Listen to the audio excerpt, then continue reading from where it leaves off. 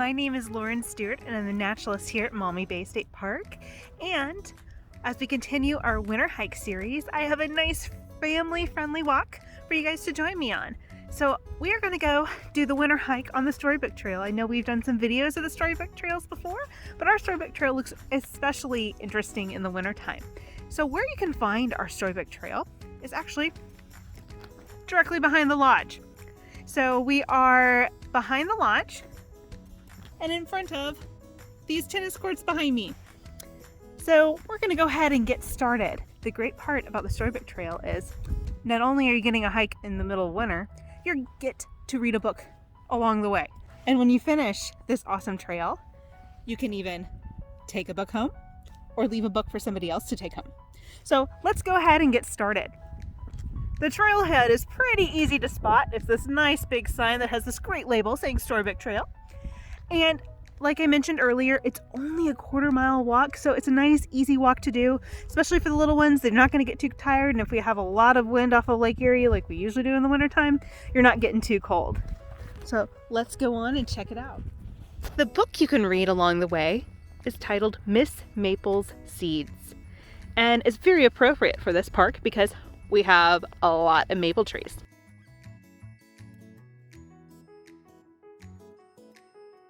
This path is a naturally paved mowed grass path, but does fine for more of the heavy-duty strollers and is fairly easy to walk on. You can see some examples of some of our grassland meadow plants,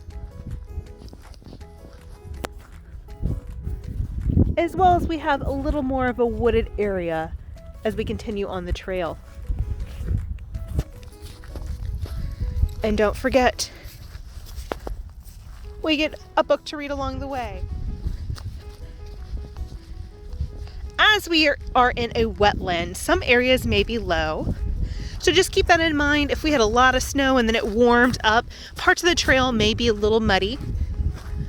But we have a lot of wildlife that still likes to utilize this area even in the winter time. And as you can see, we have some frost-covered grasses really nicely decorating this trail. You can see evidence that we have lots of wind from the north, from Lake Erie, as our grasses are actually almost laying on their sides because we've had some strong wind and ice. And we have some ice-covered dogwoods that are actually making some really neat sounds as they rustle in the wind. This trail is relatively open, so on a nice sunny day, this is a great walk because you stay relatively warm. Here's a little bit of better view of our ditch. So definitely keep a lookout for ducks and even great blue herons. We do still have some open water and they still have to look for food even in the wintertime. We actually have a great blue heron flying in the background to the ditch.